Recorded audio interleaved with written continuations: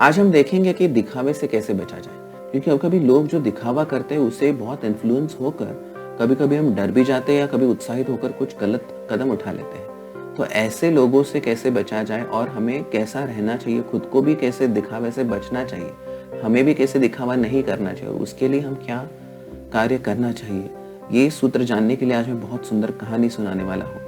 मेरा नाम है अमित मोरे, मैं हूँ वैदिक पेरेंट लीडरशिप मेंटर और आज आपको एक पंचतंत्र की कहानी सुनाने वाला हूँ।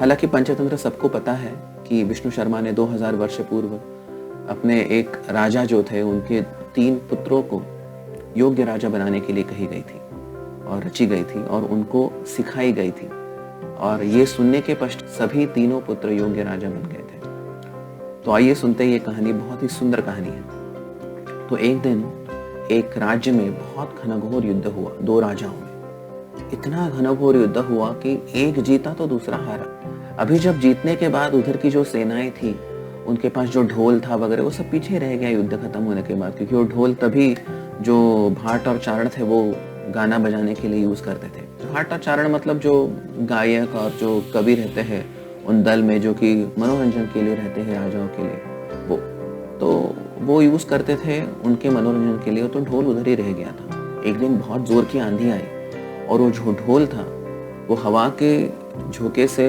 बहुत दूर तक जंगल की ओर चला गया, और तब एक टहनी को, एक पेड़ को जाकर सट गया, और उधर पेड़ की जो टहनी थी वो टहनी उस ढोल को लगती थी हवा के कारण, और जब हवा आती थी वो ढम ढम करके आवाज आती थी। तब एक दिन उधर से एक सियार गुजर रहा था, तो उसने देखा ये ढम ढम का आवाज कहाँ से आ रहा, तो डर गया पहला, ये कौन सा अजीब जानवर है, क्योंकि उसको क्या पता है कि ये ढोल है करके। वो तो जानवर सियार है, सियार है ना जैकल। तो उसने सोचा कि अरे अभी क्या किया जाए, इसको तो देखना चाहिए, कौन सा नया जानवर जंगल में आ गया है, बहुत ही विचित्र प्राणी होगा। किंतु वो ध्वनि को सुनकर उस ओर चला गया। जब उसने देखा कि ध्वनि उधर से ही आ रही है, तो उसने देखा अभी क्या किया जाए। तब एक गिलहरी पेड़ से आई और उधर उसके उस ढोल के ऊपर बैठ गई, और वो अपनी चीजें वो खा रही थी बस। जब उसने देखा कि गिलहरी पेड़ से आकर उस ढोल पर बैठी है जिसमें से ध्वनि आ रही है, तो उसने सोचा कि अरे मुझे इतने भी घबराने की कोई बात नहीं है, चलो जाकर देखते तो क्या है वो। तब उसके पास में गया वो। उसके जब पास में गया वो, तब वापस हवा का जब झोंका आया तब वो टहनी टकराई और एकदम ढम ढम की आवाज आ गई वापस, और वापस वो डर गया, अभी क्या किया जाए। तो थोड़ा सा पीछे जाने के बाद वापस धीरे धीरे ना फूक फूक कर कदम रखने लगा। धीरे धीरे धीरे जब आगे गया और उसने देखा कि कुछ समझ में नहीं आ रहा है, उसकी तो पूंछ नहीं है, मुंह नहीं है, किधर से खाता है ये जानवर, क्योंकि उसको प्राणी को ढोल क्या है पता नहीं था। और जब वापस हवा का झोंका आया और टहनी उधर से टकराई, वापस ढम ढम की आवाज। अभी तो बहुत ही नजदीक था ढोल के, और एकदम जोर से आवाज आई तो एकदम पीछे आ गया वापस डर के मारे।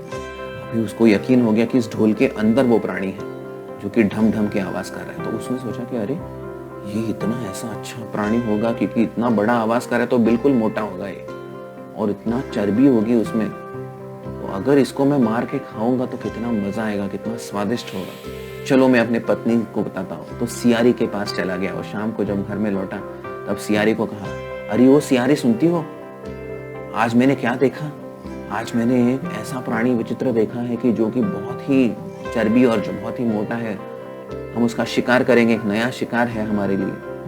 तो वो सियारी बोली, अरे तुम उसको मार कर क्यों नहीं लाए। तो सियार ने बोला, अरे मूर्ख है तू, तुझे क्या पता, अगर वो ऐसी चीज में छुपा हुआ है जैसे मैं एक ओर से पकड़ने दूसरी ओर से वो निकल जाता था, इसलिए मैंने उसको नहीं पकड़ा अकेले, हम दोनों आज रात को जाएंगे और उसको पकड़ेंगे। तो सियार ने बोला, चलो ठीक है, मैं भी आती हूँ आपके साथ। तो दोनों ने रात का समय पकड़ा और दोनों उस ढोल की ओर चले गए। जैसे ही उसकी ओर जाने लगा वैसे हवा का झोंका ही वापिस वो ढोल ढम ढम ढम बजने लगा। तब सियारी को भी यकीन हो गया कि कोई सचमुच का एक जानवर है उधर। तो वो आगे चले गए, जैसे आगे गए वो ढोल के पास आ गए। तो उसने बोला, अभी ये बड़ा जो है वो एक्चुअली वो कुछ तो चमड़े का दिख रहा है। उसने सुना चमड़े का था वो, तो उन्होंने वो निकालना शुरू किया अपने दांतों से, अपने नाखूनों से। तो एक जगह से सियार ने निकाला और दूसरी जगह से सियार ने निकालना शुरू किया। तो उन्होंने बोला था, जैसे वो निकले दोनों हाथ डालेंगे, एक जगह से आप डालिए, एक जगह से मैं डालूंगा।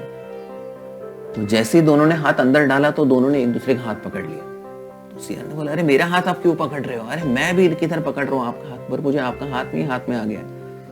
तो उन्होंने जब देखा तो अंदर कुछ भी नहीं था, ये तो बस एक ढोल है ना? तो उनको पता नहीं था कि ढोल है करके, बट ये कुछ तो है यंत्र जो कि बजता है, बस आवाज निकलती है, उसके कुछ अंदर प्राणी वगैरह कुछ नहीं था। तो वो बेचारे बहुत ही मायूस होकर उधर से चले गए। तो कहानी इधर खत्म होती है।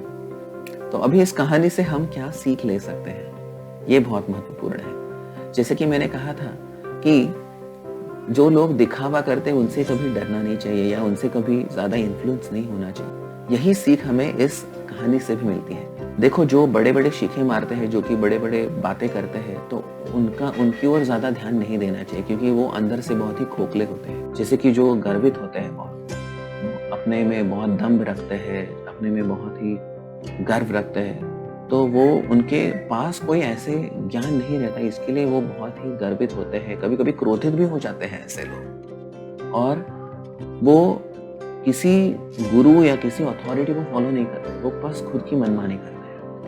ऐसे लोगों को अगर हम फॉलो करने लगे तो हमें बहुत ही नुकसान हो सकता है। और भगवत गीता में ये भी दिया है कि जिसके पास ज्ञान होता है वो व्यक्ति कैसा होता है। वो श्लोक बताता हूँ आपको। विद्या विनय संपन्ने ब्राह्मणे कवि हस्तेनि शुनि चैव स्वपाके च पंडित समदर्शिन। विद्या विनय संपन्न मतलब जिसके पास विद्या है वो बहुत ही विनयशील होता है, उसके अंदर कोई दम्भ नहीं रहता है, कोई गर्व नहीं रहता है। वो एक गुरु को फॉलो करते हैं, एक आदर्श रखते हैं अपने जीवन में और उनके पद कमलों पर, उनके पद चिन्हों पर, उनके आदर्शों पर चलते हैं और यशस्वी भी हो जाते हैं। और ऐसे विनम्रता भाव से वो दूसरों को भी ज्ञान देते हैं। तो ये बहुत महत्वपूर्ण है। हमारे जीवन में हमेशा एक गुरु का होना जरूरी है और हमें जब विद्या प्राप्त होती है तो हमें उस विद्या को लेकर गर्वित नहीं होना है, उस विद्या को हमें बांटना है, लोगों तक पहुंचाना है। और